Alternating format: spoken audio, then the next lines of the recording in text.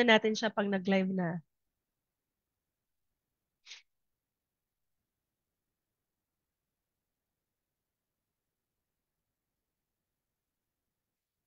Ayan! Yeah!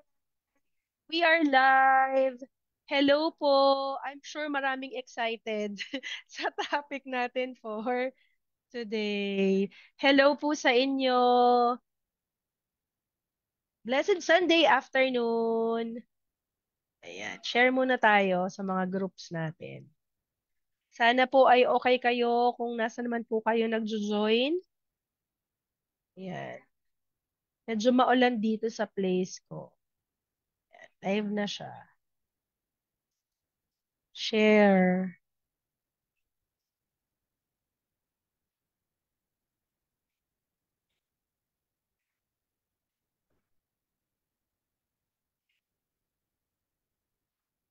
Yan. Hello po. You can send your questions po in advance for our super interesting topic for today po, all about AAC, Augmentative Alternative Communication. So, type niyo po sa chat box and hopefully masagot po natin yan. Napakadami pong new information ang isi-share sa atin ng ating guest for today. At isi-share ko muna pala yung screen ko. Hmm, ayan.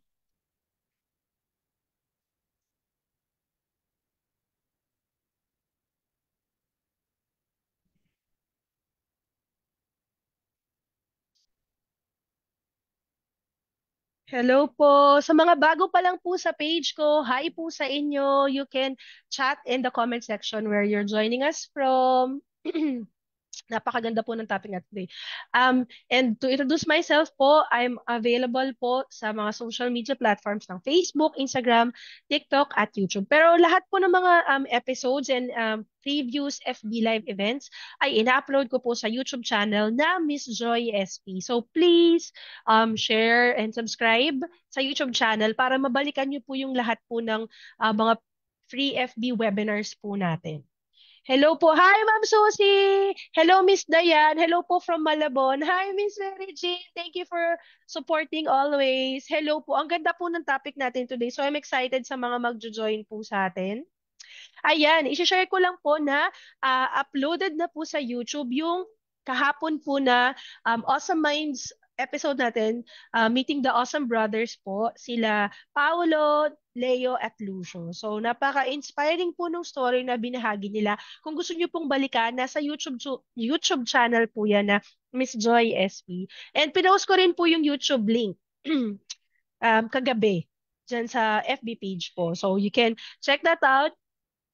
And ayan, for today po, I'm super super excited to share to you na yung for the last Sunday ng October ang ating guest ay isang sobrang good friend and colleague ko po. Nagkasama po kami sa trabaho. Magkasama kami sa trabaho sa Las Piñas before sa Perpetual Health. So, doon ko po siya naka-work. Ayan. And babasahin ko pala yung introduction. Sorry naman. So, yung speaker po natin for today is Miss Eileen Atienza. Our teacher, has been a speech language pathologist with over 16 years of experience. She co-owns Little Beacon Pediatric Therapy Center in Batangas and currently teaches at the University of Batangas. So sa mga hindi pa po nakakaalam, ang University of Batangas po, ang latest na nag-join po sa higher education institutions na nag-o-offer ng legit na speech language pathology degree. So, she's also passionate about helping children communicate and empowering families through therapy materials and advocacy for AAC.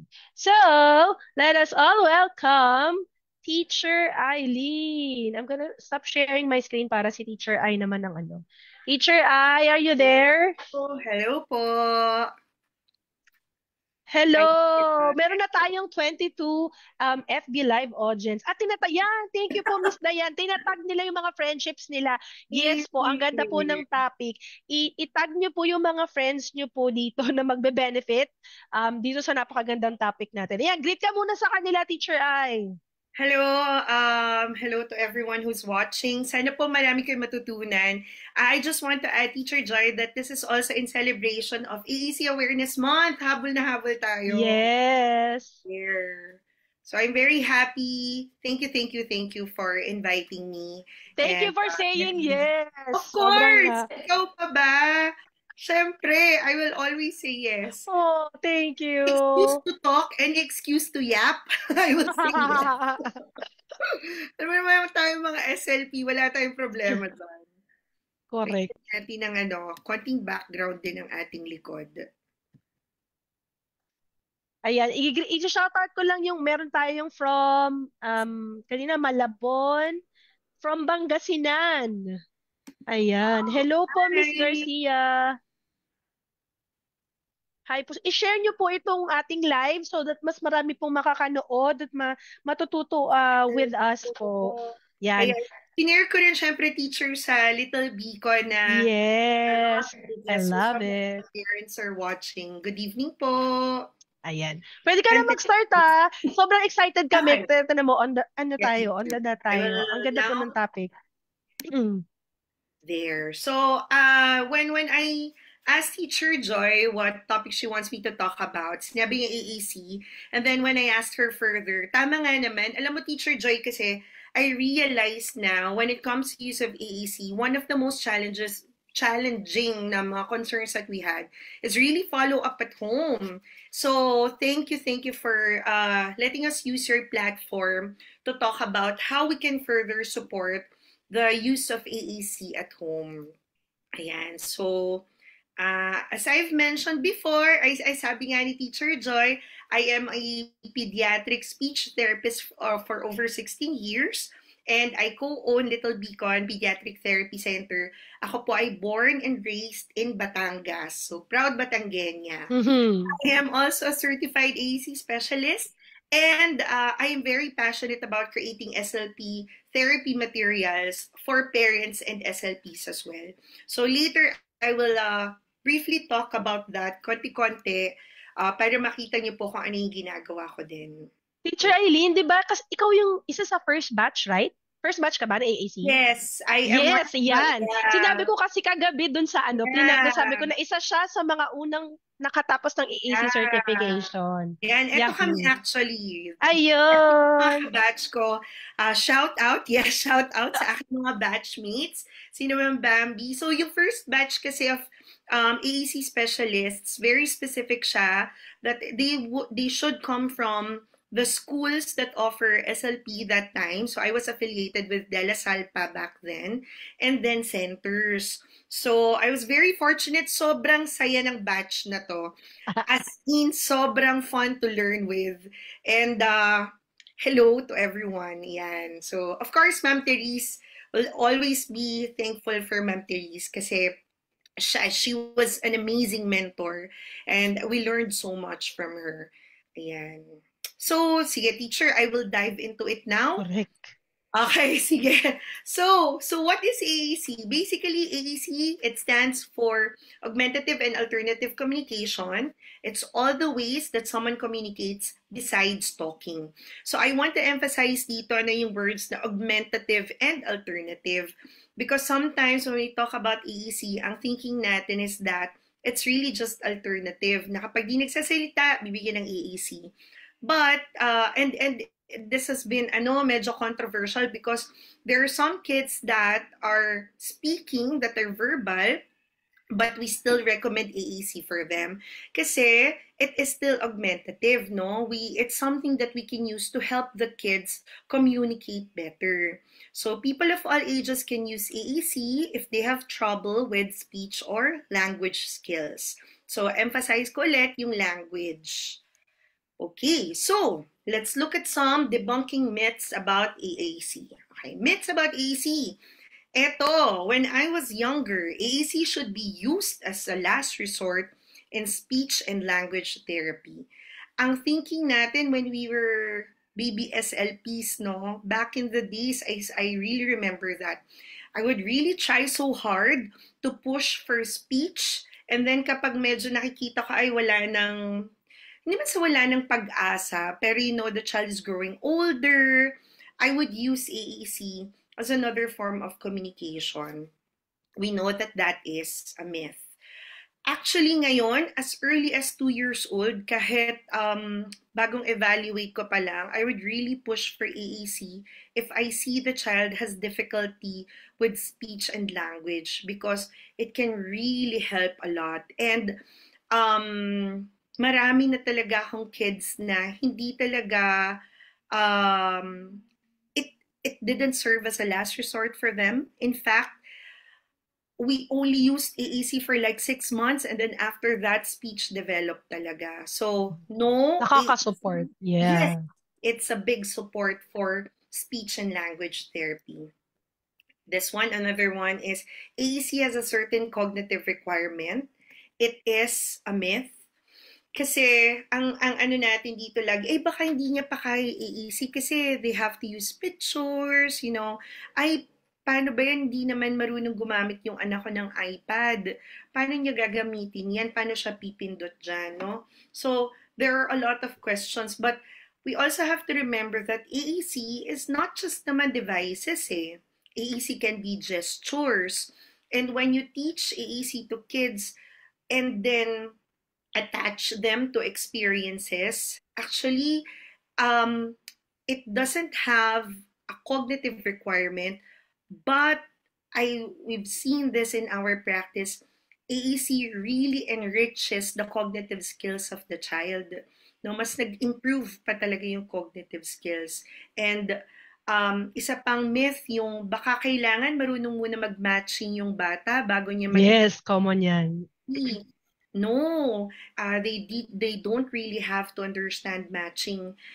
In fact, minsan nauna yung paggamit ng AEC, tas matututunan na lang nila mag-match kasi naiintindihan nila yung idea of what is same and what is different through the use of AEC. And later on, we're going to touch more on that. Another one, ito, yung children must reach a certain age before using AEC. I think kasi Teacher Joy, ano din meron parang, I'm sure you've heard about this na parang, kung ano daw yung skills ng bata when the child reaches 7, yun na yung magiging skills niya. So kung hindi siya nagsasalita, hindi na siya magsasalita beyond 7. And I really beg to differ because I've seen patients na meron akong isang estudyante ngayon. He was my student when, well, actually, student siya sa isang center na pinagtatrabuhan ko when he was 2, 3 years old. And then, because I had to teach in Lasal, I moved out of Batangas. Tapos, recently, nag-reunite kami. Alam mo, Teacher Joy, natutuwa ako kasi he was already 13 when we got together again. Nagtutok siya. Tapos, recently lang siya nagtalk. Tapos ngayon, through the help of AAC, he already has sentences, dalawa yung sentences niya na natutunan na, I want to drink Mountain Dew.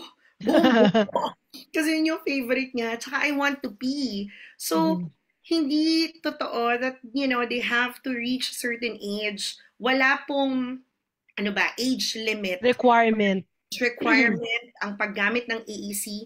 Wala ring age limit ang communication. I think that's something that we have to understand.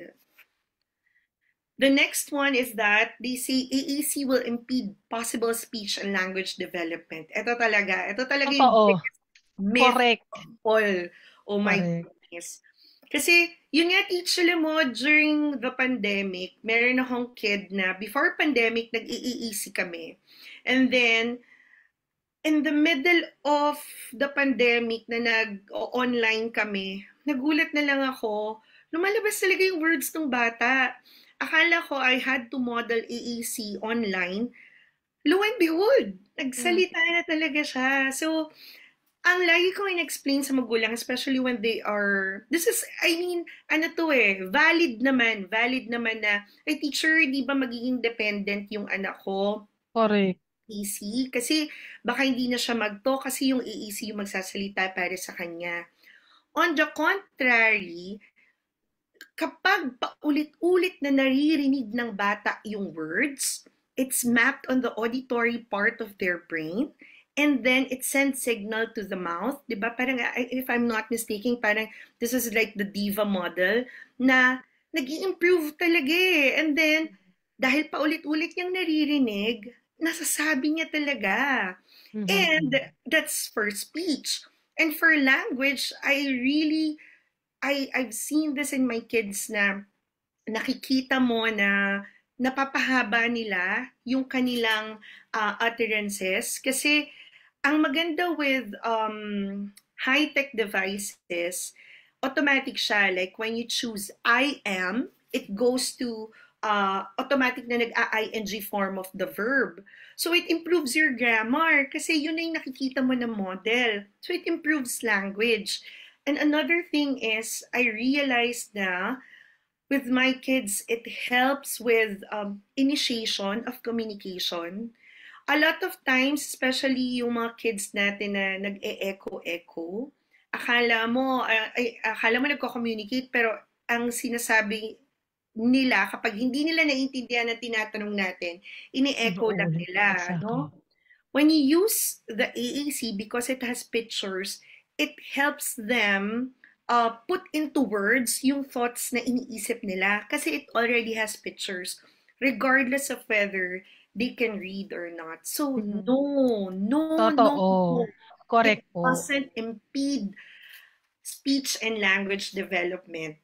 Kailangan talaga natin ng extra emphasis dito tsaka sa mga parents talaga kasi yun yung usual talaga na fear and Ah, yung iniisip nila na tatamarin nga tapos lalong hindi magsasalita gusto nga nila mapagsalita.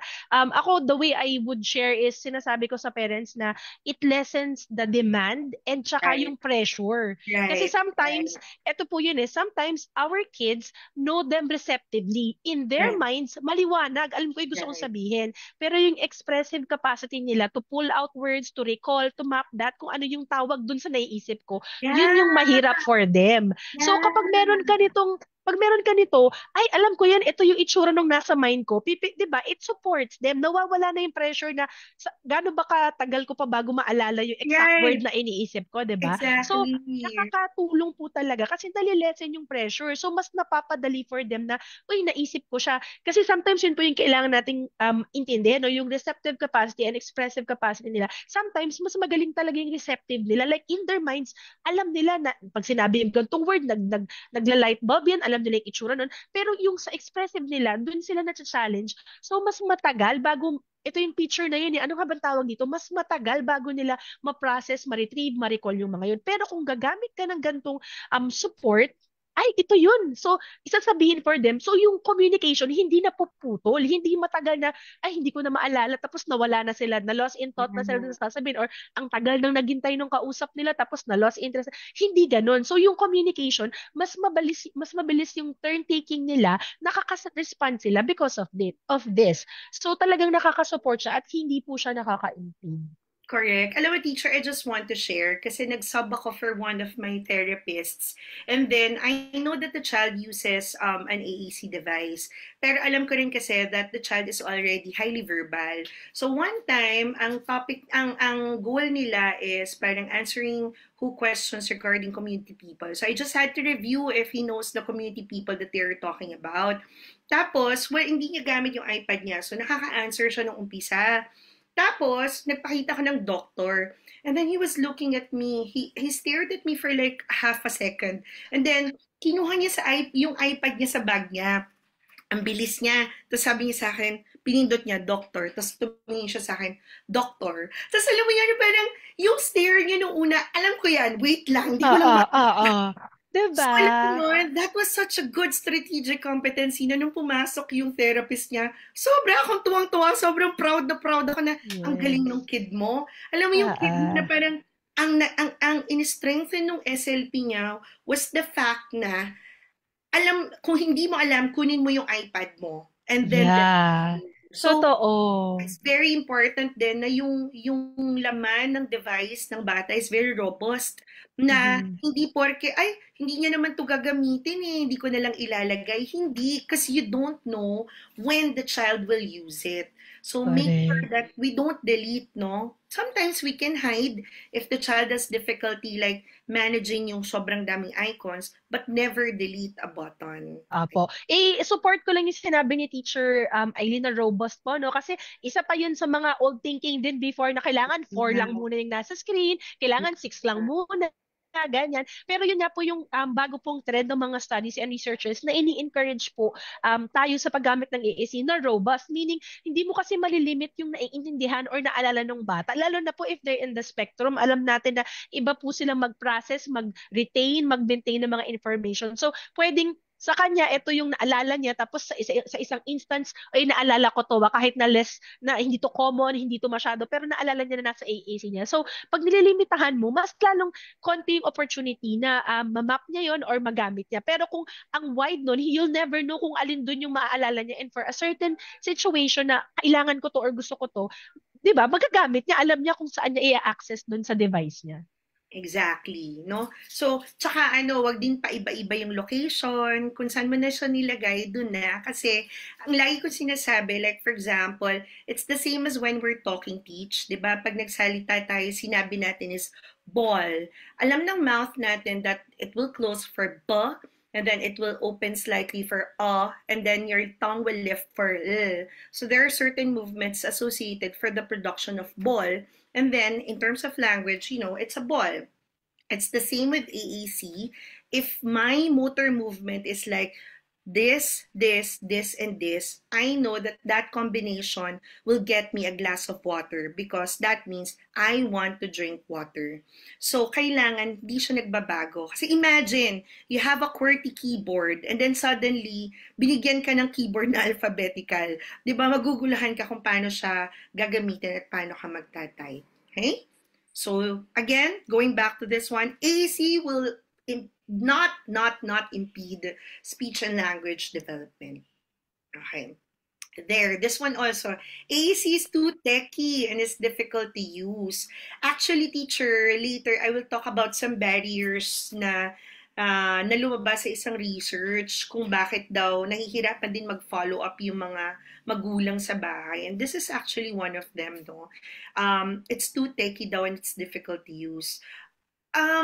It might be a little bit too techy, but if pwede naman, you can always consult your SLP and ask your SLP to help you out. For the kids, actually, alam mo, nagugulat nga ako dun sa mga kasi ano sila, digital kids nga sila. Correct. So, no, as in, sobrang bilis nilang matuto talaga when it comes to using the AAC. So, again, Feeling ko, Teach, eto, mag-a-apply dun sa mga na paghahalatang may edad. Uy, hindi diba? Mag-age tayo! No, I mean yung mga, some parents or some caregivers that would be overwhelmed kasi feeling nila too techy. Like halimbawa din yung mga parents natin or yung mga lola or yung mga tita na, alam mo, yung basic lang yung inaaral sa cellphone. Yung hindi alam yung mga iba, diba? So medyo ito pwedeng possibly overwhelming. And if you think about it po, same lang po din yun, yung laging sinasabi na what you don't use, ano nga ba yun? Yeah, you lose. Yes, diba? So, ganun din, kung tinuturuan po natin yung mga kids natin for to communication to, dapat tayo din po, mag-provide tayo ng opportunity sa house na magamit din with them, diba? Na makapag-communicate tayo with them. Yep. I agree.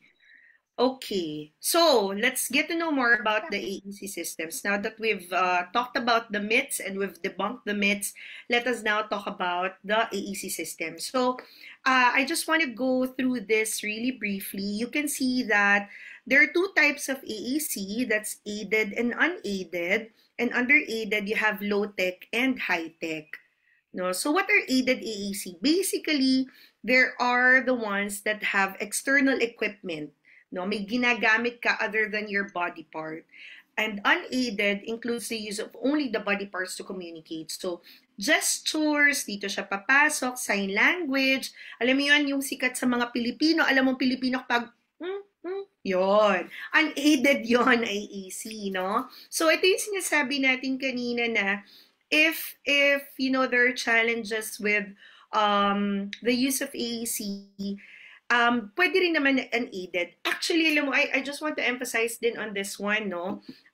Kung halimbawa po ang anak ninyo ay gumagamit po ng high-tech na aided device, you have to understand na kapag halimbawa gumamit sila ng gesture instead of their devices, tanggapin din po natin yon. Hindi po porke ang ginawa ng bata ay hindi siya pumindot sa iPad niya, tapos ang ginawa niya ay nagturo lang siya sa CR, hindi siya pumindot ng I want to go to the bathroom. Hina yung bata eh. You know, Correct. always the easiest way to communicate, you have to accept that. Okay? So that's something that we have to understand. Under aided, we said that we have high-tech and low-tech. So high-tech includes speech generating devices or tablets with AAC softwares. So actually, I'm not sure kung hanggang ngayon Teach ay nakasale pa ang mga I think buong October. there. So Yeah, until 31 po. kasi naka 50% off siya. Okay? And ang ano naman, ang one Apple ID is allowed to be used by 10 devices. So kung meron kayong mga kakilalang iba pa na nangangailangan ng AAC, baka pwede po na maghati-hati kayo para naman medyo makatipid-tipid kasi medyo mahal naman nga talaga siya.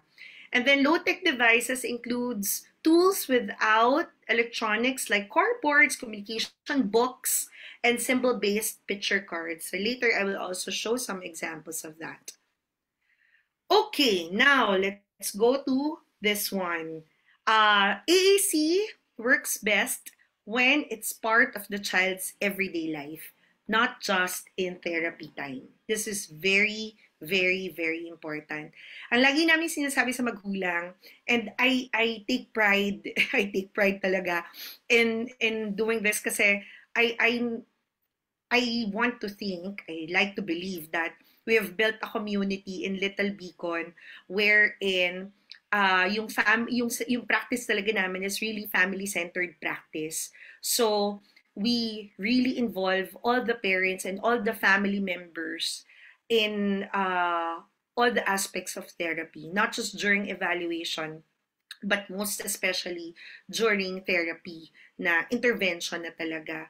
And ang lagi namin ine-emphasize is that we only see your child once or twice a week. That's just 1 hour, 2 hours a week.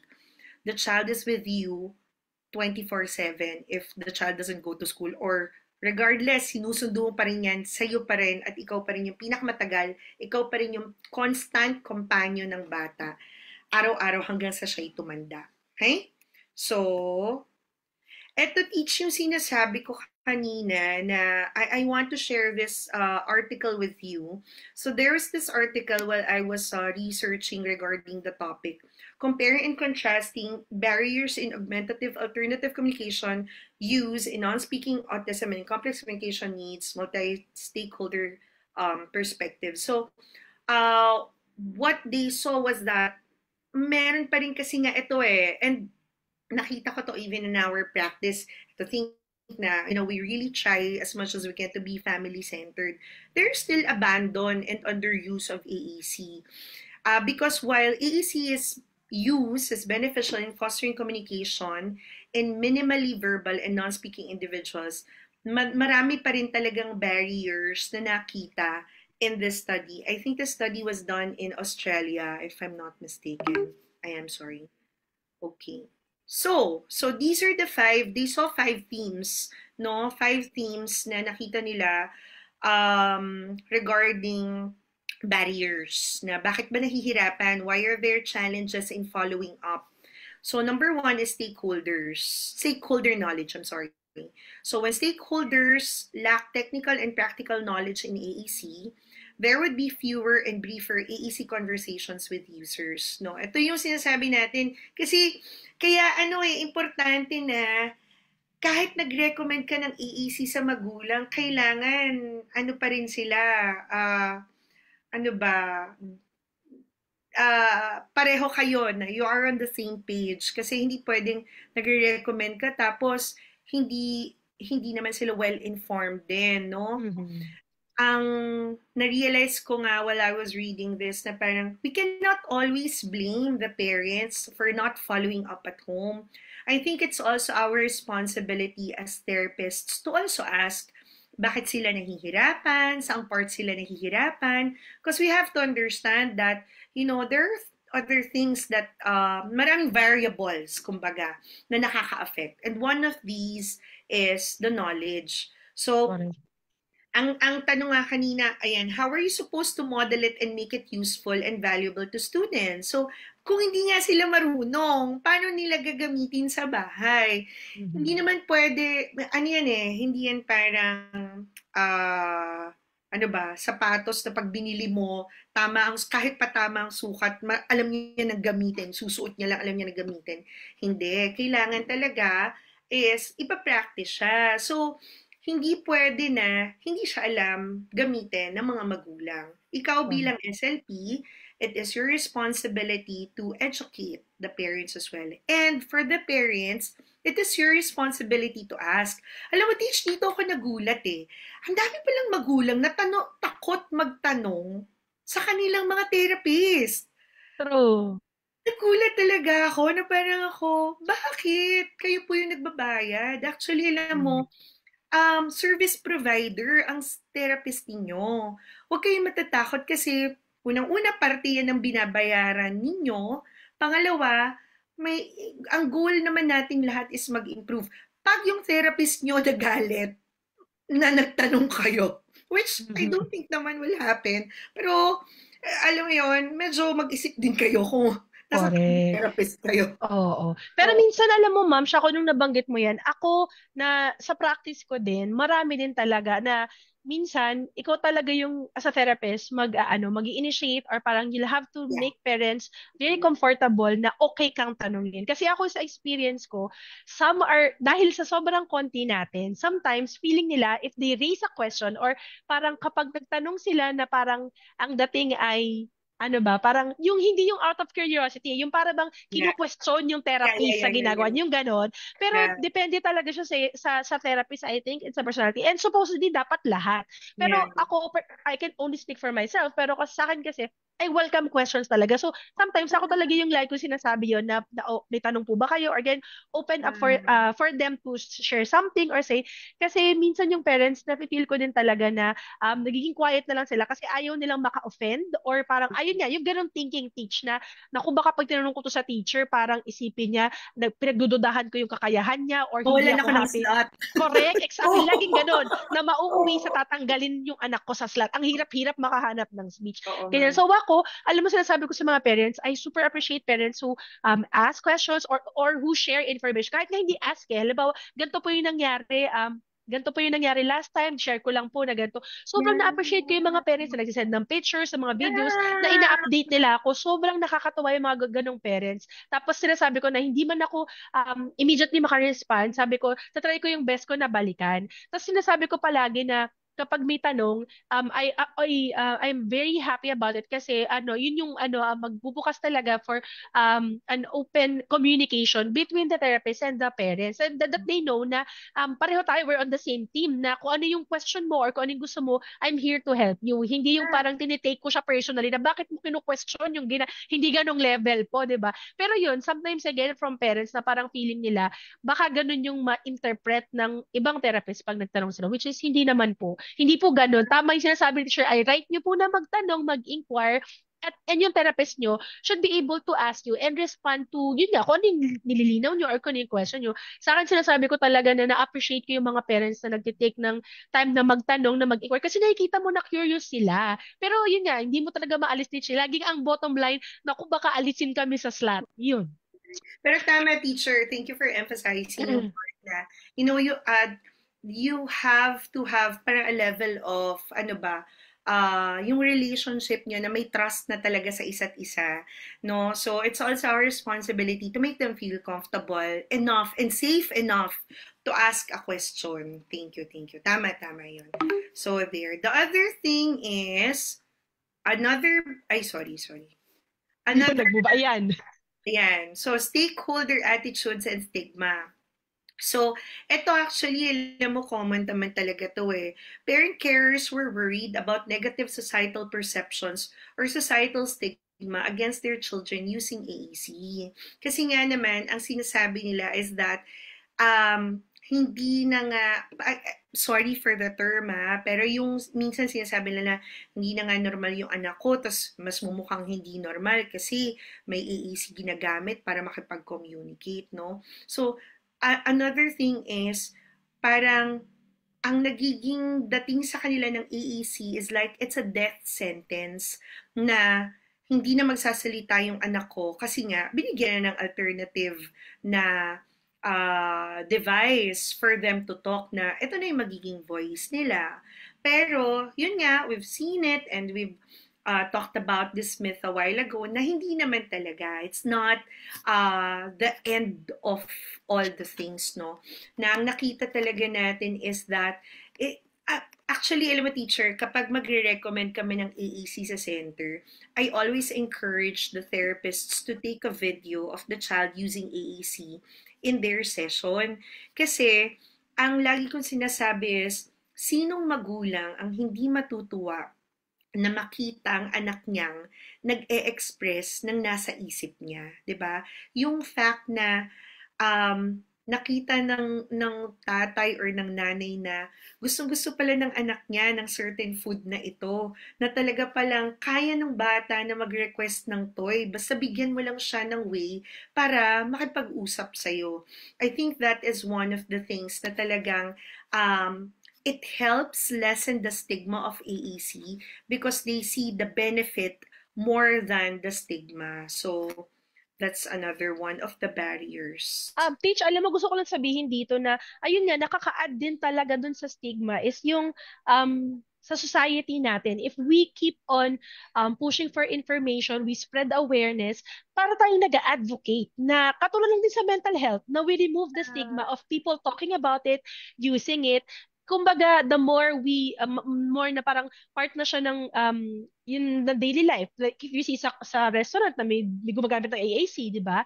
So, mas magiging madali yung pagtanggap. Kasi rather than sa bahay mo lang gagamitin or around people lang na alam yung AAC mo gagamitin, di ba? So, part talaga din siya ng movement natin to advocate for AAC and for people to understand na may mga ibang tao talaga na they communicate differently. And ito nga yung isang way, yung AAC na nagsusupport sa communication nila. Actually, teach, alam mo, now that you mentioned that, maganda talaga that you use it outside and, within the community. Kasi nakita ko rin yan, I was in one convenience store. Tapos, yung person, yung nasa counter, really, instead of talking to the child, was talking to me. Yung bata yung pinabibili ko. So, hindi naman talaga, hindi ako yung primary na kumbaga, communicative partner noong taong nasa counter. But I was very happy kasi nung sinabi ko, sige kuya, okay lang po, pahintay lang po kasi hinahanap niya lang yung icon. The kuya was very patient and masaya ako na yun nga, you get to spread awareness that okay lang, pwede naman natin silang hintayin, wala rin namang customer, so okay lang din naman talaga. So, yes. So, let us all, um, advocate para rin malesen nga yung stigma. Okay, the next one is resources. Actually, ito talaga yung medyo challenging. Parent carers experienced competing financial and time demands and need to prioritize other care-related needs over AEC communication. Ito yung sinasabi ko, teacher, kanina, na minsan, baka kailangan mo talagang kumustahin yung mga magulang bilang SLP. Baka naman kasi kaya pala hindi siya nakakapag-follow up sa bahay. Siyang nagluluto, naglalaba, 'di ba? Naglilinis ng bahay, meron pang ibang kapatid yung bata na pinapakain. Alam mo yon, baka marami pa naman talaga siyang ginagawa na trabaho. So, kasi when you communicate with the parents and when the yung honest kayo sa isa't isa, you can always find the common ground on how to work about dun sa anong pwedeng gawin. So like for example, I have one parent before, aminado siya, hindi niya talaga na-follow up. Ang tanong ko lang sa kanya, Sir, ano po yung common activity ninyo? As in, yung activity ninyong dalawa na laging ginagawa, kumakain daw sila together. Yun, sir, we can start with that. So, yun yung winwork on namin. So, sige, to sir, for the whole week, meal time lang yung assignment natin. Na every meal time, ito yung mga gagawin niya. Kailangan po magre-request siya ng ganito. Kailangan po madedescribe niya ano yung ginagawa niya. So, kung halimbawa, hindi nyo kayang gawin 3 beses sa isang araw, tuwing gabi lang, bago yung dinner lang. Kasi, you can spend a longer time with meal times during dinner. So, you can always, ask the parents, and then the parents can also be honest with you, no? So, Totoo, sometimes, teach. yeah, Sorry yeah. sobrang natuwa ako sa example mo na yan.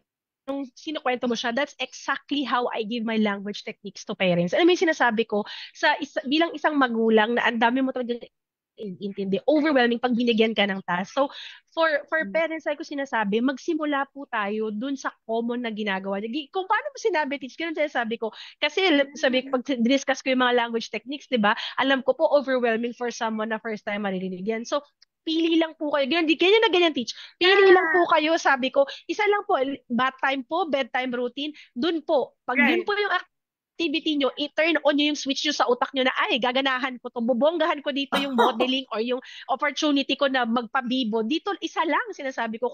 Pero, well, challenge ko sila. Sabi ko, 2 to 3 po. Sana makapili kayo ng 2 to 3 activities. Kahit doon man lang, doon mo lang ino-on yung switch mo na, ay, may kailangan akong gawin during activity ko with my child kapag eto yun. So, para hindi sila yung parang, saan ko sisimulan? Saan? Yung very specific. Pag mealtime ba? Pag routine, pag bath time nyo ba? Pag bedtime routine nyo ba? Pili ka lang doon. Tapos every time yun yung activity, doon lang talaga i-on mo palagi yung switch mo. Tapos makakasanayan mo siya, mapipick up mo siya kahit doon ka lang magsimula sa isang very clear point kung saan ka magpuput ng effort na magagawa mo siya. So kahit doon lang, tapos hindi mo mapapansin, uy, ano na, lumalawak na, gumagaling na ikaw at gumagaling na yung anak mo doon sa ganong type of interaction and communication. So ako din, natutuwa ako nung kinuwento mo siya kasi that's how I exactly share with my parents din talaga. Yun po, magsimula po tayo doon. Tapos, hindi mo na lang mapapansin na part na siya ng daily life mo. Oh. Natatawa ako kasi, shoutout ko lang si Daddy Vincent Rocha, kasi Mhm. ganyan na ganyan din siya nag-start ng yun nga, nung mga una parang hindi nila masyadong nagagawa yung mga techniques, kinukwento niya. Tapos ngayon, ang galing na niyang mag-modeling, galing na niya, kasi nga yun nga, hindi mo mapapansin from someone na totally clueless about it. Pero pag sinimulan mo siya in one specific aspect, hindi mo mapapansin na, uy, nai-ingrain na siya sa'yo, nagiging parang Oo, paghinga na it siya. comes out naturally. Correct. Parang paghinga na siya, hindi mo na napapansin na lahat na ng bagay minomonolog mo na para lang, 'di ba, ma-model mo Correct. sa anak mo yung pangyayari. So ganun po. Yung natuwa lang ako na ay, pareho tayo ng Oh, same same na-validate yung line, same script. experiences natin. Tama. Correct. Tsaka ano you have to understand talaga na hindi talaga lahat ng magulang sa bata lang nakatutok. Kasi marami talaga silang ginagawa. Ako nga, teacher, wala naman akong anak. Pero ang dami-dami kong ginagawa. So, ano pa yung magulang, 'di ba? So, yun lang. We have to understand where they're coming from. Yan. Okay, so the next one is AEC user engagement. So ito din, actually, kapag ang AEC user daw hindi nag-i-initiate or nag-reciprocate ng communication, ano siya it can be due to a lot of reasons. So, minsan, pwede na halimbawa nagiging nahalata ng bata na baka ang intindi niya, dapat ikaw muna ang pipindot sa AAC niya bago siya yung pumindot.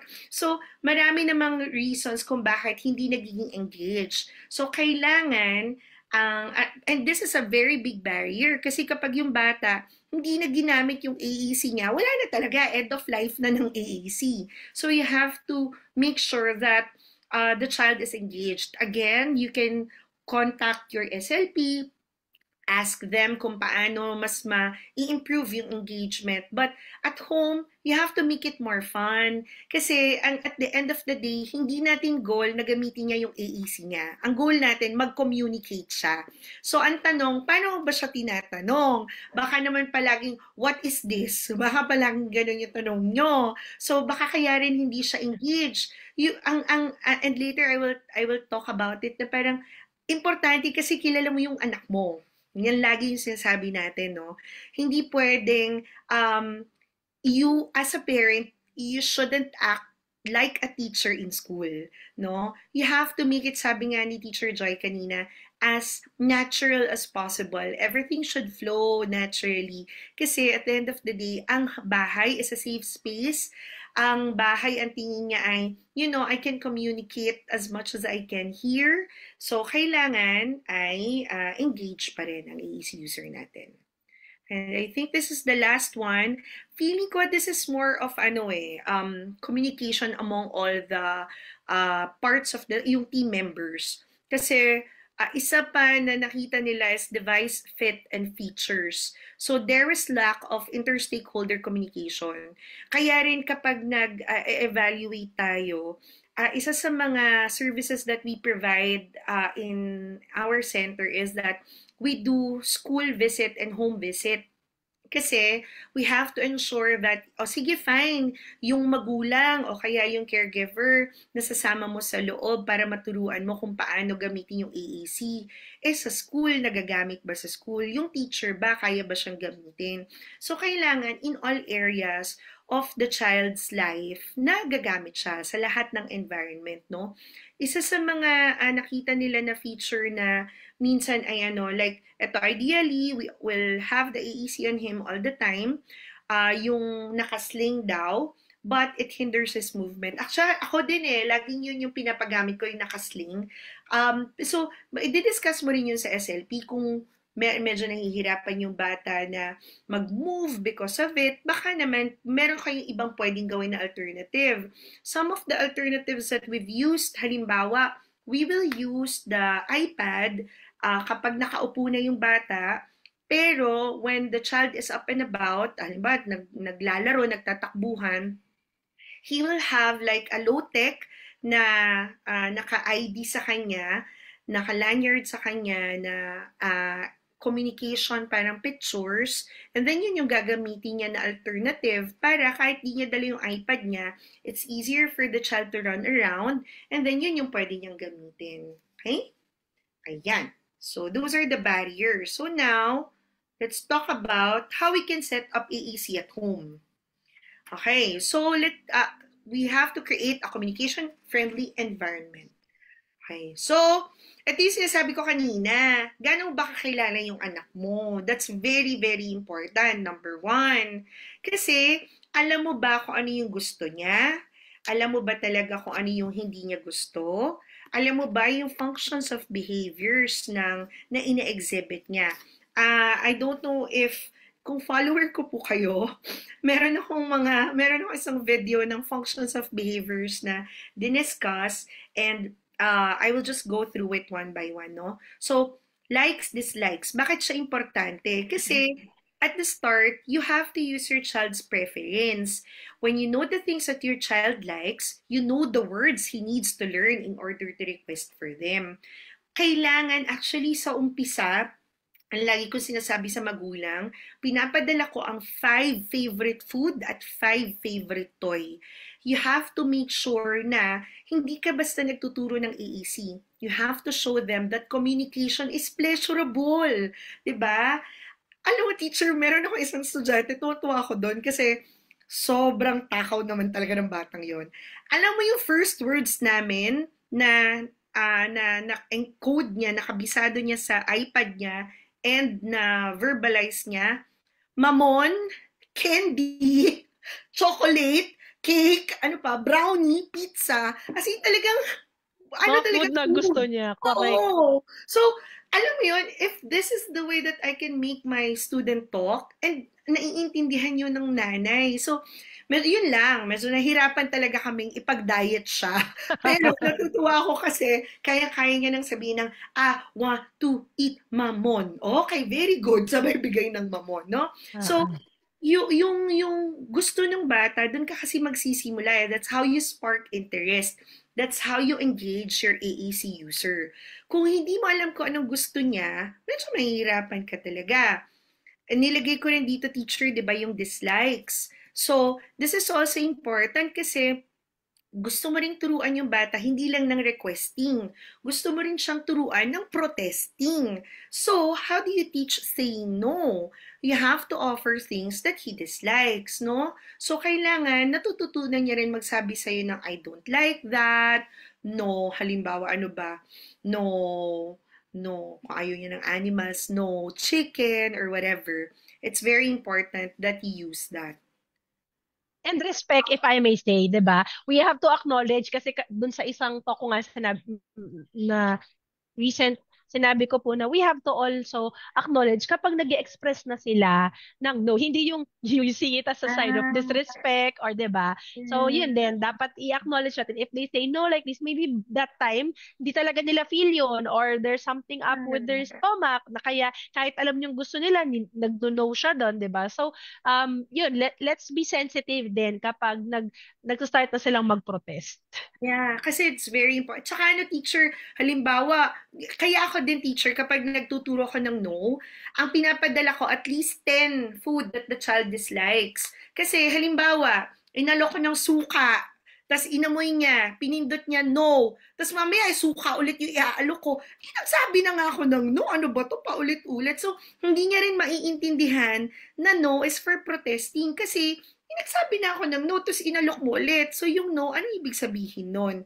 No? So, it's, ano rin tayo, we have to understand that our responses and our reactions shape the child's behaviors and language. That's very important. So, yun sinabi ko kanina, teacher, na, ang tawag dito, functions of behavior. Ito kasi, ano, hindi ko alam kung tinuro ba sa atin to noon, pero tinuro ba sa atin to noon? Hindi yata, no? Um, Oo hindi. nga eh. Sa iisip ko to natutunan talaga. Although alam mo yun, parang alam mo naman at the back of your head na minsan umiyak yung bata kasi may gusto. Pero the labels, I think I really learned that from Tinig AAC, yung certification course that I underwent. So, there are 4 functions of behavior: attention seeking, escape, tangible, and sensory. So, it's very important that you know kung ano yung ini-exhibit ng anak mo. Halimbawa, umiyak siya. So, ano ba yung dahilan? Nagsisik lang ba siya ng attention? Kasi, when you know the function of behavior, it's easier for you to replace that behavior with language through the use of AAC. If the child, especially, is nonverbal. For example, if the child is seeking attention, instead of crying, you can help the child say through his AEC na, Mommy, look at me, or Mommy, something. Baka naman gusto makipaglaro sa'yo kaya sinisik yung attention mo. If the child is crying because of escape, baka the activity that you gave was too difficult. So what you can teach the word, what you can teach the child is the word help, or help me, or I don't like that, no? If the child is crying because of tangible, and you can teach the child to say, I want more, or I want, kasi meron pa siyang gusto. And ito actually dito ako pinaka natutuwa kasi I have a lot of kids na instead ngayon of like basta na lang silang tatakbo or basta na lang sila pupunta sa swing, natututo na sila to get their iPad and just tell me, I want to play swing. Because they know that they need the movement at that moment. So, importante na, alam mo kasi when you use the AEC device to help alleviate yung behaviors nila and use language, you're not just teaching them to communicate, you're teaching them to advocate for themselves. Kasi alam nila kung ano yung sasabihin sa'yo para matulungan mo sila. And alam, ang pinaka nakakakilala sa bata ay ang sarili niya. So, it's very important that you teach them these things. Okay? Alright. Okay. So, ayan.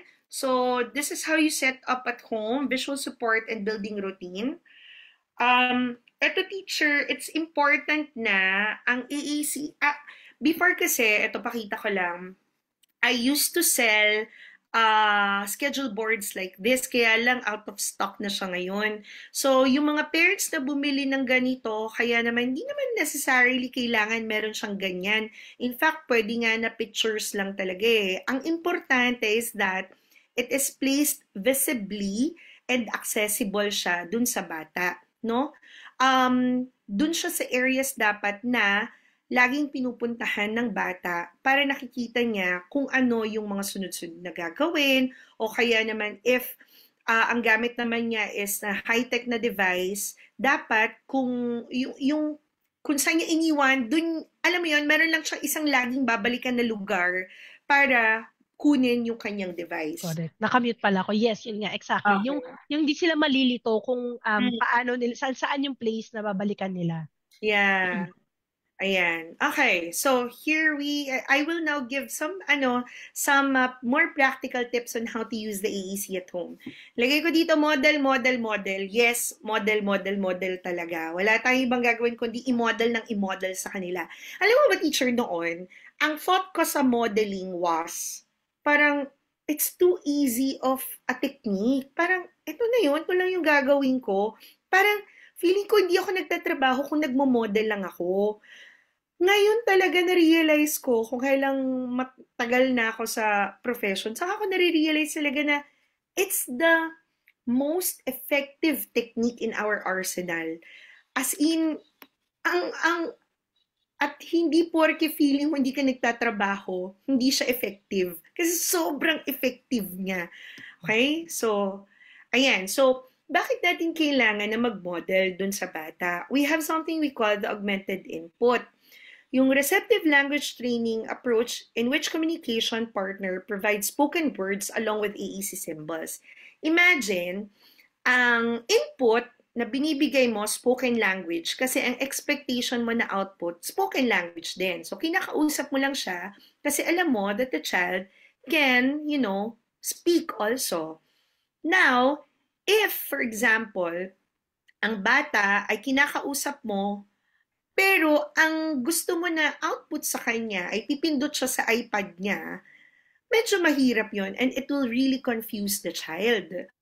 Pero if you use aided language and spoken language at ginamit mo yung iPad niya to communicate with the child, you model it to the child, then the child would easily understand kung ano ang gusto mo at ano ang sinasabi mo sa kanya. Then the child would be able to use the device more efficiently. Okay? Correct. Kung ikaw mismo ini-initiate mo yung aided language and spoken language. So together, 'di ba? Hindi yung Yeah. spoken language lang. So kaya talaga ang laking bagay na yung caregivers, parents or other communication partners sa bahay ay yun din may access and yun hindi din sila takot na gumamit or makipag-communicate even siblings, 'di ba? Yung mga ibang kasama sa bahay, if they also engage, that's really something na makikita mong mas mabilis na magiging ingrained sa buong family, sa buong kabahayan. 'Di ba? Yeah. Yung paggamit ng AAC, mas magiging successful talaga. Yan. So, how should we model? Okay. Use AEC to teach AEC. Okay? So, all AEC learners need to see what it looks like to communicate using their AEC system in real conversations. You have to make sure that, yun nga, tama teacher, talagang alam mo, ang pinaka-core na ano dito is kailangan lahat ng tao na nakikipag-interact with the child marunong gamitin yung AEC system that the child has. Kasi hindi siya talaga automatic eh. Lahat dapat kailangan na model dun sa bata kung paano siya gamitin. So, para mas madaling magamit ng bata, and I think ano din eh, kapag nakita ng bata that my mommy is using my AEC with me. So I know that if I use my AEC with her, she will understand me. Paano kung halimbawa yung ibang tao na hindi marunong gamitin, it would really discourage the child from using the AEC device with that certain person. Okay, so eto teacher, alam mo, ang kinatutuwa ko lang din sa center namin, ay proud na proud ako dahil alam mo lahat ng occupational therapists namin, they really, really model AEC so well, as in. So I just want to show you this picture. Halloween namin last year, and all our non-verbal kids na wala pang what do you call this AEC device, we printed out these AEC bracelets. Tapos, yun yung ginamit namin. And you can see here, this is the hand of the OT modeling it to the child. And then natuwa ako kasi nung pangalawang round yung pangalawang station na pinuntahan ng bata para mag trick or treat, siya na mismo talaga yung nagpo-point.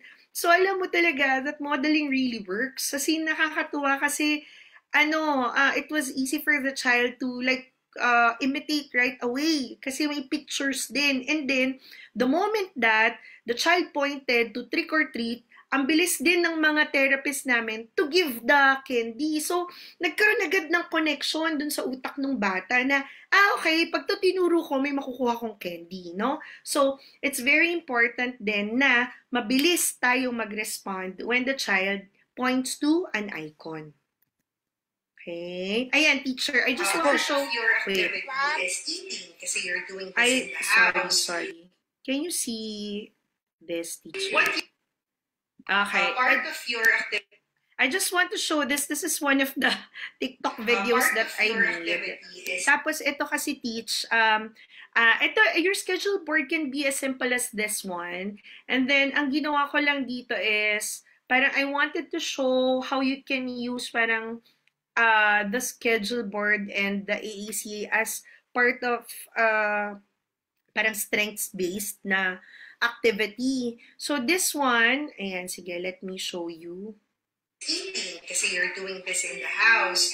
What you can do, or another thing that you can do is you can get eating, duplicate, as much as you can, duplicate the pictures, and then go to where your child eats. And as you can see here, for example, there's already a picture of the word eat. Sige, let's the word eat there. So, what you can do is ask the child to put it there para nakikita niya rin na nagma-match yung dalawang word. Another... Yan. So, this is one of the things that I do.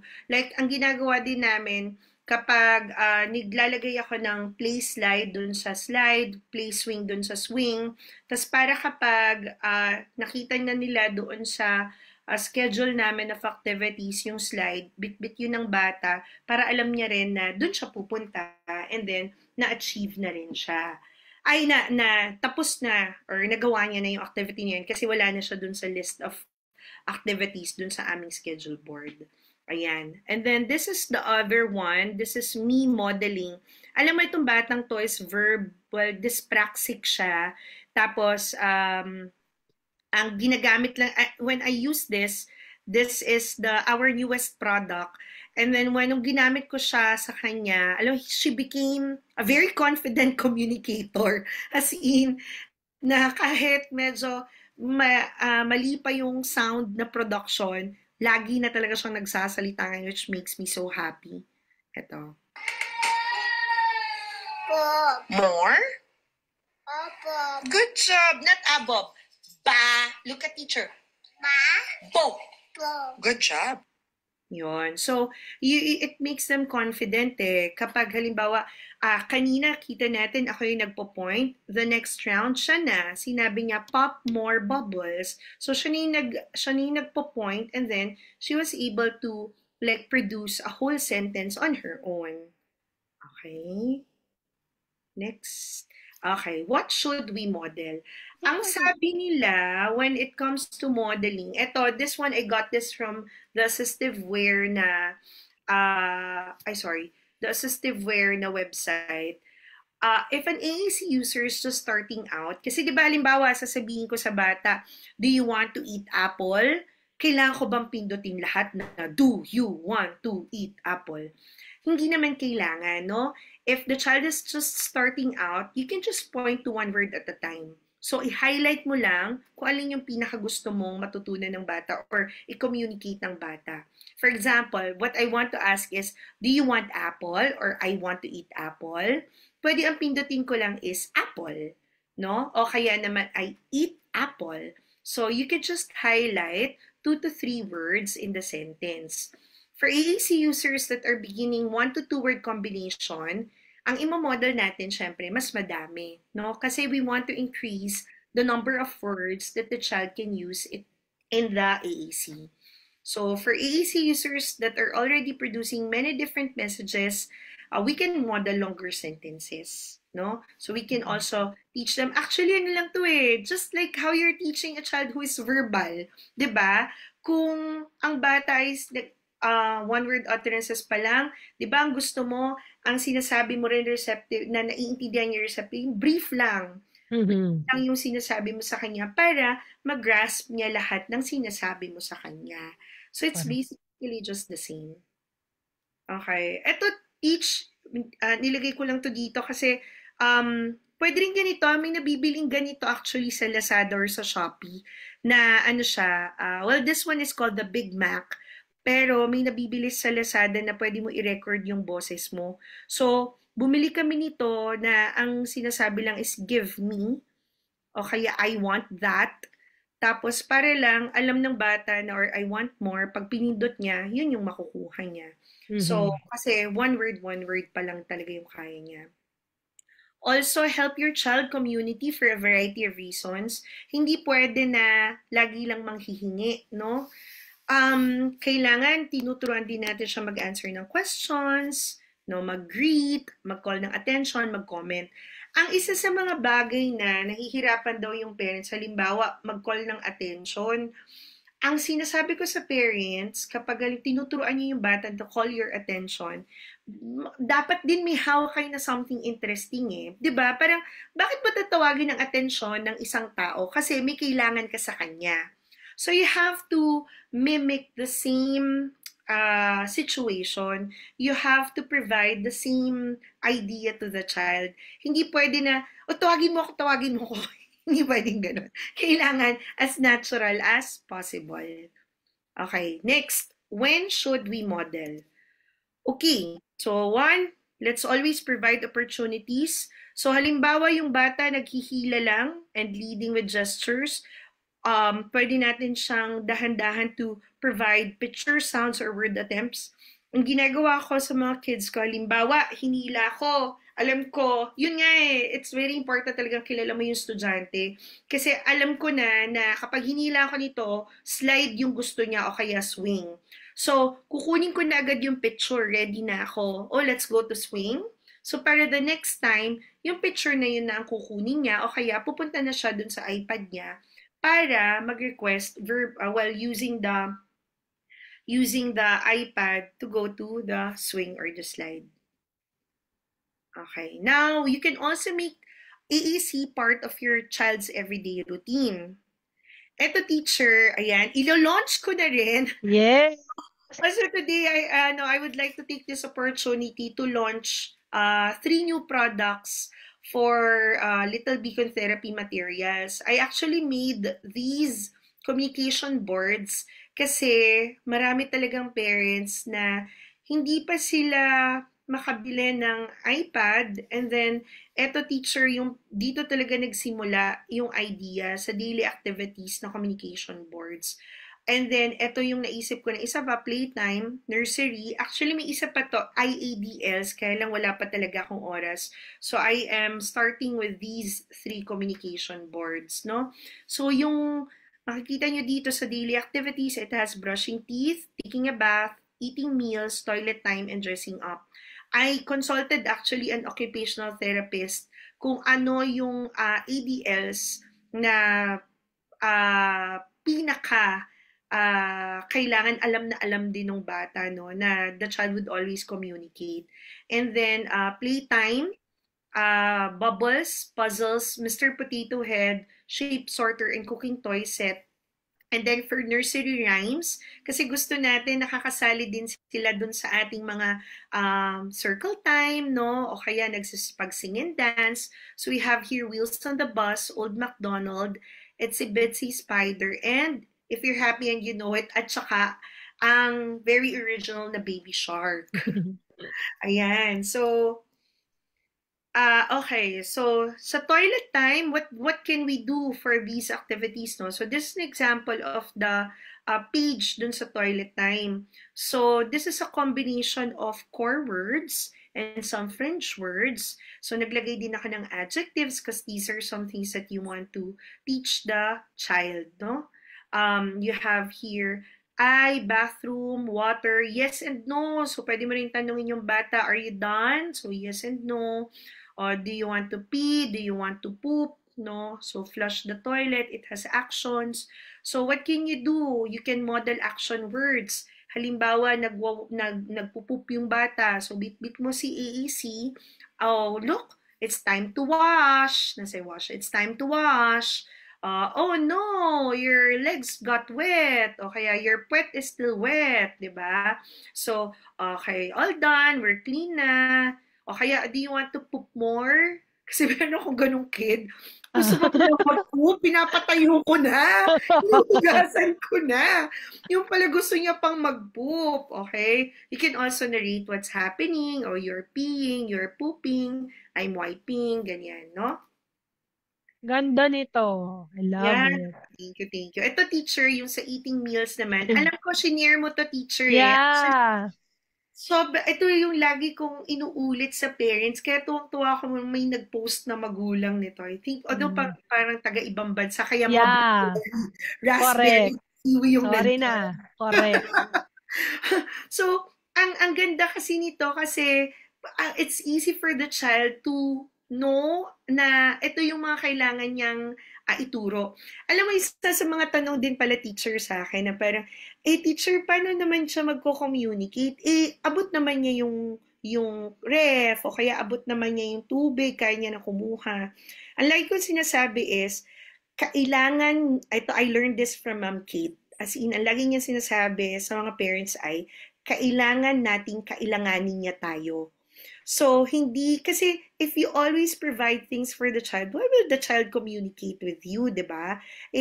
Bakit ka pa niya kakausapin? Abot naman niya lahat ng bagay. So, minsan ang pinapagawa ko, halimbawa po, ang favorite food niya, halimbawa chocolate, ilagay niyo po sa garapon para kailangan niyang maghingi ng help sa inyo. So, this one, minsan yung ref, pinapalagyan ko talaga ng lock para kailangan ng bata na mag-communicate sa'yo, no? Oo.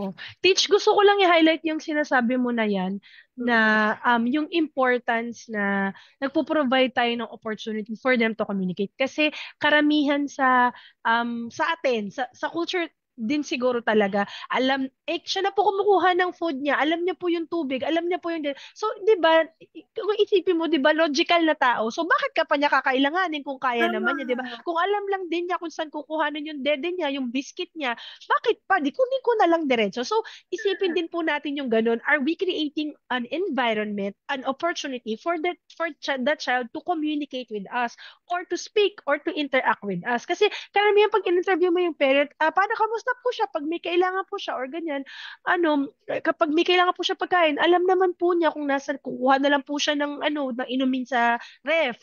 Alam niya po yung nalagayan niya, ganyan, or ng food. So, hindi na magko-communicate po doon, di ba? Kasi kayang-kaya na niya, di ba? So, yun nga po, yung mag-provide tayo, i-assess natin, are we providing everything na wala na yung, di ba? Hindi na mag-ask yung child na for anything kasi kayang-kaya na niya. Just ano din, teacher, gusto ko lang din i-add, yung dito, kung halimbawa, nag-point yung bata sa raspberry, sa umpisa ako, hindi talaga ako nagno-no. Halimbawa, nag-point siya sa raspberry, sabay bigay. So that the child would just understand yung cause and effect na, pag tinuro ko, makukuha ko pala. Yun. So what can you do? You can model choices, like rice, juice, finish more, kung ano man yung kinakain ng bata, no? So for this one, ang nilagay ko dito is food lang kasi it has to be something generic eh. Correct. All the kids would have to use. So ang naglagay din ako dito ang plate, spoon, fork, cup. Ang isa pa actually, teacher, meron din akong supposedly nagagawin na parang placemat na AEC placemat. So, yun, that will come soon. Yes. But here, you can also encourage requests and comment. Yan, naglagay din ako dito ng adjectives such as hungry, thirsty, full. So, lahat pala ng ating icons dito, kung mapapansin niyo is color-coded. So, it follows yung color coding ng AEC talaga. Like, yellow is for people, green is for the actions, and then orange for the objects, no? And then blue for the adjectives. Ayan. And ano din, teacher, nakakatuwa dito if you think about it, kung sa bahay niyo po ito pinapractice. Like, if you have this, tong product na to ni teacher ay, if you're gonna purchase it po, isipin niyo po na if you're eating with your child, you also get to model ikaw Yeah. kung ano kinakain mo. So, pareho kayo. Oh, I am done with, ano, let's say, kung ano mo yung food mo, di ba? I want Oh, more of this. So, ikaw right. din, you get to comment not only on your child, pero dun sa ginagawa mo. So, mas Yeah. maganda po yung interaction. Actually, teacher, kung halimbawa ito kasi wala tong specific food items, you can actually print pictures of specific food items and then pair it with this one. So halimbawa, oh, I want to eat more rice kasi may picture ka ng rice, ng mechado, menudo, ano pang hapunan nyo ngayong gabi, caldereta, all of these things, no? Yan. So, ayan, this is another example. So, you can also create something like this. Na yan, I want to drink. I want more. Ayan, napkin, fruit. This one I got from the internet lang. Okay, for playtime naman, ito yung nasa isa pang book, but you can model fun repetitive words. So hindi naman pwedeng puro na lang trabaho, 'di ba? Kailangan natututo din yung bata na pwede rin pala ako mag-communicate during play. So ang importante dito when you're playing with the child is always follow the child's lead. No, that's very very important. So sa umpisa, hindi talaga ako nagpe-pressure ng bata na kailangan niyang tumuro dun sa mga icons. Ako lang muna, halimbawa, sasabihin ko sa bata, do you want to blow bubbles? Tapos kita mo yung bata ay gusto naman talaga, then I will point to yes. Tapos magbo-blow na agad ako. And then I would just say, look, teacher is blowing bubbles. Tapos blow ulit akong bubbles. Tapos maya-maya kapag let's blow more bubbles, blow ulit akong bubbles. And then you will see slowly na kapag nag-pause ka, tumigil ka, tapos maghintay ka lang, tuturo talaga yung bata. As in like, wait expectantly na parang, po-point talaga siya. So, yun, you just have to model it to the child so that the child would know what to point to and what it means. Okay? Alright. So, ayan. It will be available, teacher, pala sometime this week. Halloween party namin all week long. Trick or treat. So, medyo competitive ang buong Little Beacon pagdating sa costume. So, kaya syempre hindi tayo papakabog. Yun yung ikinabisi. Pero yun, watch, at least na-plug na natin. So you can, teach na sa Lazada nga ba? Siya magiging yes, teacher. out? It's in Lazada. You can also follow po yung Little Beacon Therapy Materials para po makita po ninyo yung link ng ating Lazada. And TikTok, ayan, follow niyo rin ako.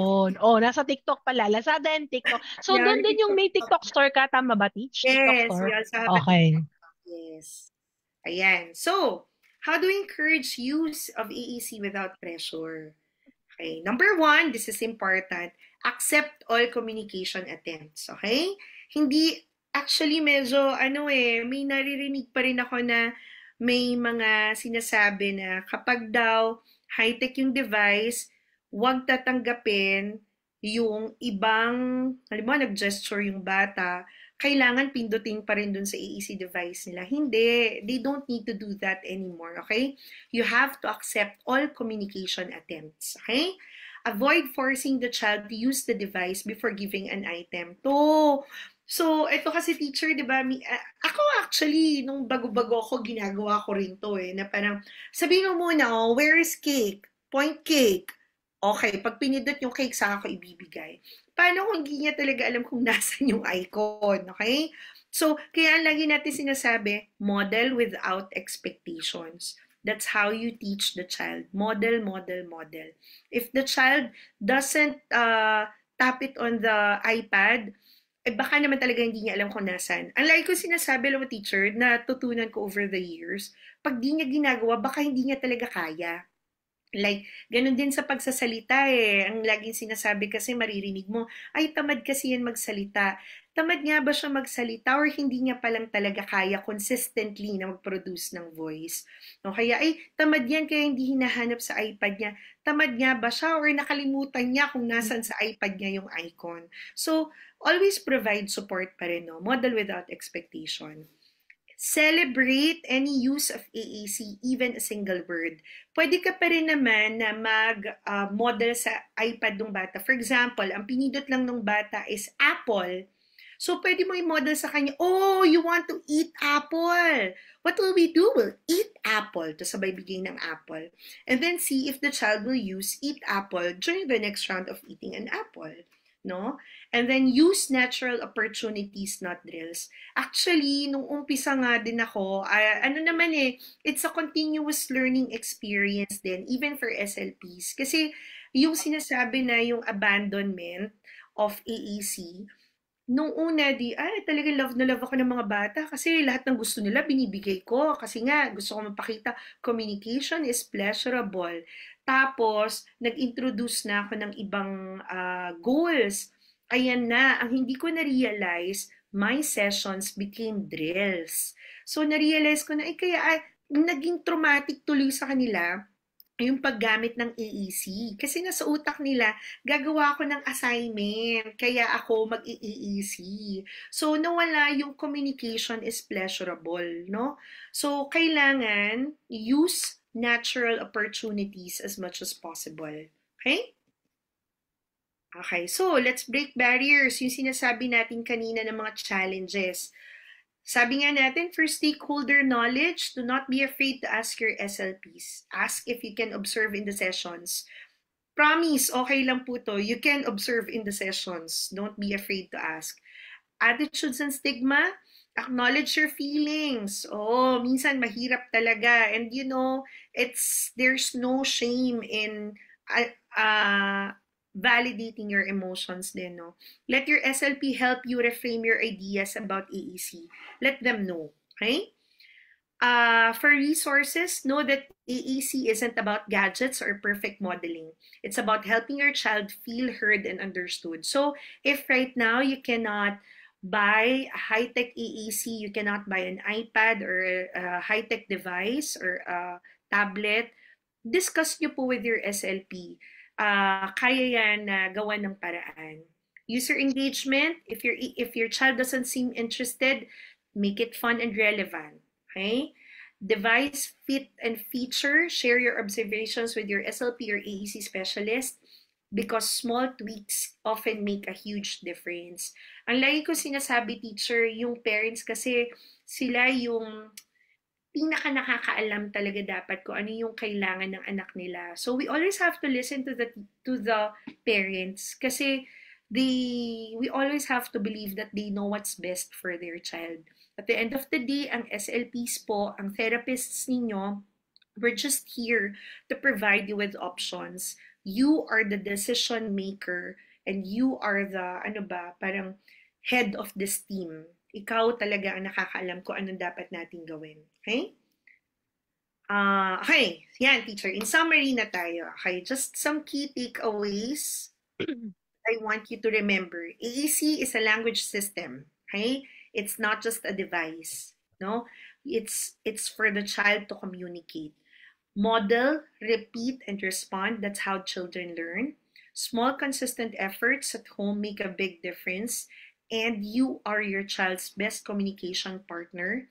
AEC helps you both be heard. So, with that, I would like to thank you for listening. And if you have questions, we can answer them. Teacher, may dalawa lang tayong question. Yung unang mami na nakita ko, ang tanong niya is kung may echolalia daw yung child niya, magiging useful daw ba ang AEC? Yes, very. Actually, I have a lot of kids na nag-e-echo. Kasi teacher, 'di ba, with the Gestalt language processing na natututunan natin ngayon, ang sinasabi doon is that yung scripting, yung delayed echolalia, it's parang may steps kasi siya and part of it is mitigation.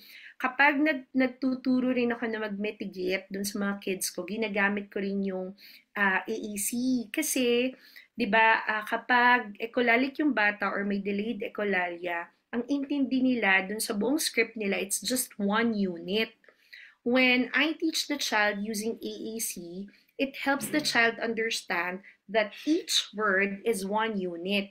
So, naiintindihan niya na ang I pala ay ibang unit sa want. Kasi, isa siya sa mga unang tinuturo natin, I want. So, kapag nagpapadescribe ako sa kanya na, what did you do? I want to eat burger. Ang gusto niya lang sabihin is, I eat burger. So, when I use the AAC and I provide pictures, nakikita niya na, pwede ko palang i-combine yung I dun sa eat. Pwede ko palang i-combine yung I sa iba pang verbs. So, nakaka-help siya. Doon naman sa mga immediate na echolalia, yung kapag may tinanong ka, uulitin nila right away, no? AAC also helps because in the past, I've seen that echolalia happens because the child doesn't understand your question, maybe because the child doesn't know the answer. When you provide the child with an AAC device or like a communication board, it provides them with choices also. So, yung ability nila to initiate a response, mas madali kasi kita nila, alam Correct. sa mga Teacher Joy alam naman nila receptively Kaya lang, hindi nila ma-express right away because of slow processing. So, the Correct. EEC helps with the cognitive load. Nalilesen yung cognitive load nila. Correct. Kasi andyan na yung choices sa harap nila. So, it really helps with echolalia. And I use AAC with a lot of my echolalic and kids na may auditory processing. Ang ganda ng sagot mo, Jill. Ako din actually, short answer ko is yes po. Definitely, makakatulong. Opo, makakatulong po talaga yan. Kasi nga, it lessens the load po doon sa, yun nga, sa child po natin na, yun yung mga reasons talaga kaya sila nahihirapan or nag-e-echo po So, wait lang Sige lang, teacher. Sorry, meron tayong extra phone in. So, as I was saying po, no, nakaka-lesson po kasi yun dun sa challenge po nila in talking. So, yung visual support, nakakatulong na agad na yun na maintindihan po nila yung tinatanong. Thank you. May dalawa pang tanong si Mami Dayan. Nakakatuwa yung tanong ni Mami Dayan. Yung una munang tanong niya is, dalawa yung tanong niya. Sabi niya, with AAC po, malaking tulong ba with their executive function challenges? Siguro, teacher, kasi pag sinabi natin executive functions, medyo mataas ng skills ng batang to So, if ibinigay natin yung AEC dun sa bata, tapos executive functions na yung target natin, malamang ang magiging assumption ko, mas kaya niya na rin, ay mas, adept na siya in using the AAC. Ano kayang ibig sabihin ni Mommy when it comes to I think tinatanong niya kung maa-address ba yung mga some challenges, which is, di ba, executive functioning kasi yung attention, yung inhibition, yung organization, yung sequencing. Ako, to be honest, ang take ko or ang tingin ko personally and professionally, kapag po kasi nasusupport yung mga basic language skills nila, the way I explain it to parents teach, di ba, sa pag-address ko sa mga sa speech therapy session, sa mga goals ko, like kung pinapaliwanag sa parents na mas gusto kong sinisiksik po yung mga basic foundational skills kasi doon po nagbi-build on yung mas matataas na skills nila. So, makikita po natin na halimbawa sa therapy sessions ko or sa mga goals ko, the more na nakikita mo na, ang bilis ng mag-process sa gantong level or sa gantong target, makikita mo na yung mga susunod doon, nagkakaroon na parang domino effect. Nagiging mas madali sa kanilang ma-access yun. So, ang tingin ko, it will help dun sa executive function kasi ang dami ring na-address yun nga po by providing an ASC system na natatanggal yung ibang cognitive load, yung ibang demands for speech na provided na for them. Isipin nyo na lang din po yung motor sequencing skills na lang nila, 'di ba? For them na tumaas na sa level na nagsi-7 to 8 word sentences na sila, 'di ba? Yung ma-put together nila yun kung nasan yung 'di ba?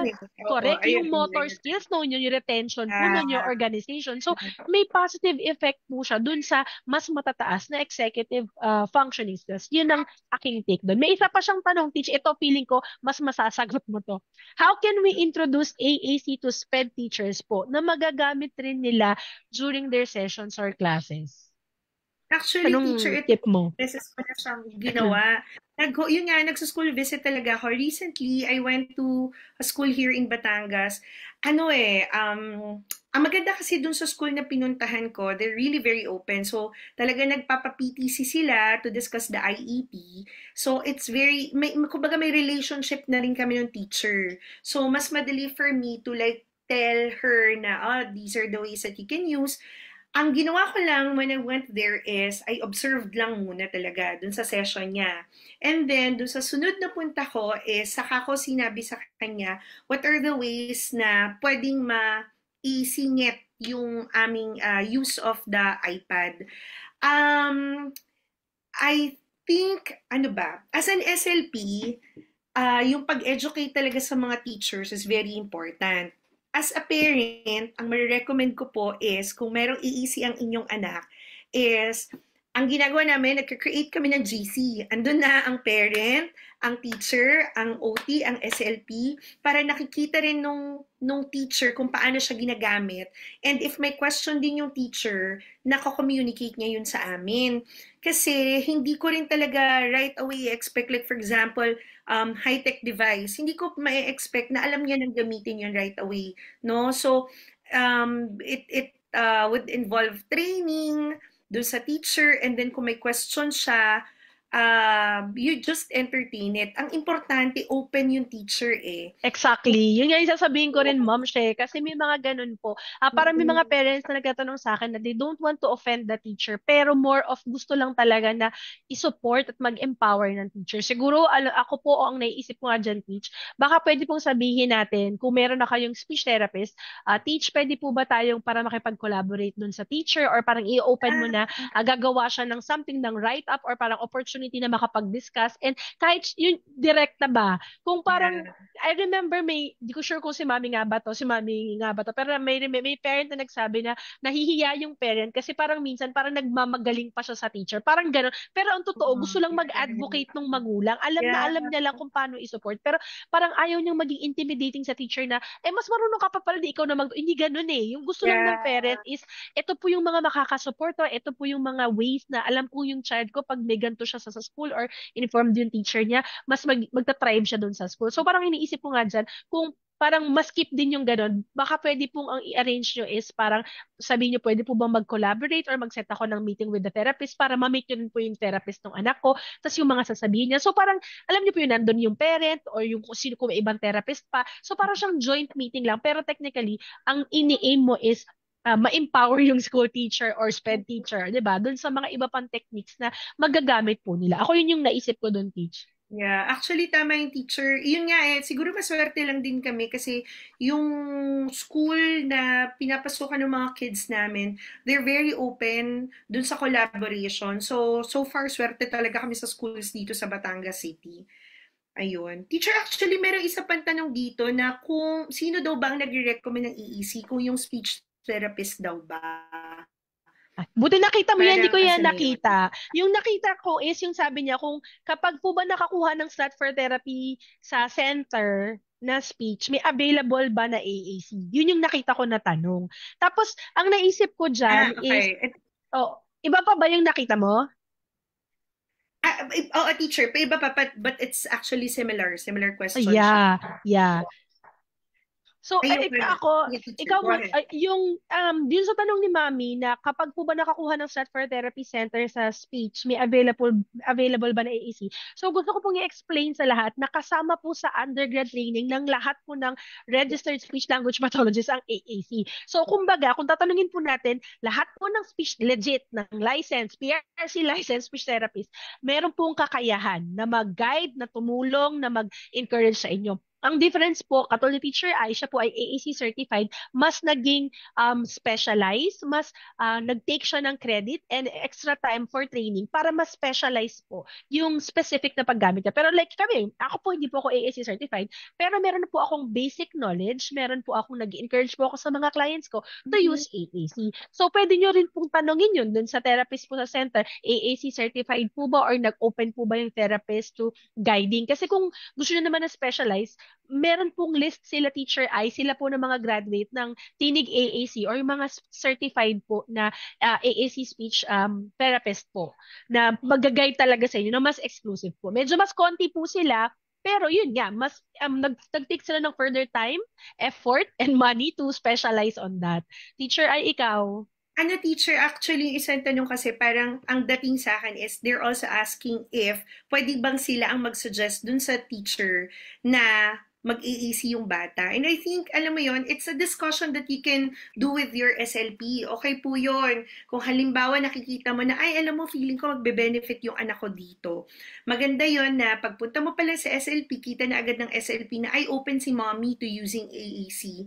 That would be a very good start, no? So, madidiscuss din po sa inyo ng SLP kung bakit magbe-benefit or baka naman bakit maaaring hindi mag-benefit or baka hindi na ito ang kailangan ng bata. So, hindi ko rin po kasi kilala pa ang inyong anak. So, mas maganda po that you discuss it with your SLP. Pero tama po si Teacher Joy, no? All of us know about AAC. Natutuwa nga ako, Teacher Joy, kasi yung mga SLPs in our center, they were also my students when I was in HSI. Tapos, sobra talaga kasi napaproud ako kasi, alam mo yan, hindi sila certified.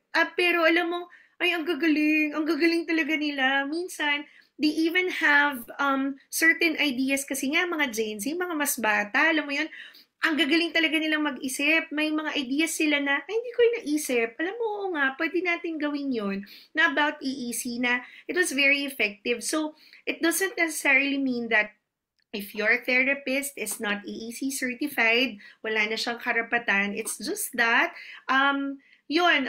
kumbaga, mas in-depth po ng konti. Yes. Pero you can always discuss it with your SLP. Ayun. Opo. Ang suggestion ko lang din, kung kayo mismo sobrang interested kayo na, ay, feeling ko gusto ko talaga itong i-carry on, pwede rin po kayo maghanap ng certified. Yun nga lang po, medyo may list po sila, so pwede pong i-share po siguro or is later sa, mahingin ko yung copy or link kung saan masasearch nyo po yung mga certified AEC specialist po natin.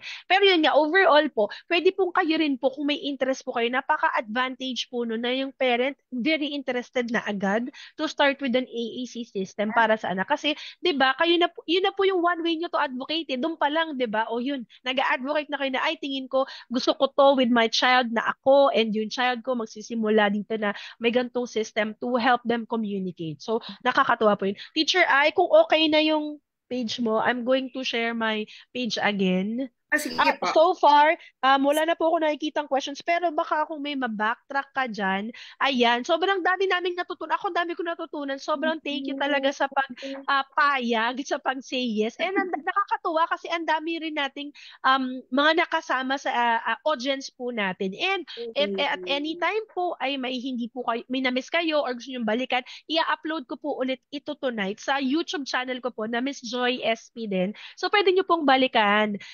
And again, Little Beacon Therapy Materials po yung sa Lazada and TikTok. And meron din pong page si Teacher I na Little Beacon Therapy Materials. Diba, Teacher, sa FB page ka din? Yes. So follow nyo po siya para po doon. Tapos kung anong specific area nga sa Batangas, Teach, ikaw, Lipa ba? Batangas City. Batangas City, ayan. So kung naghahanap po kayo dyan or kung medyo malapit kayo, pwede nyo pong i-check out din po yung clinic po ni Teacher Eileen po.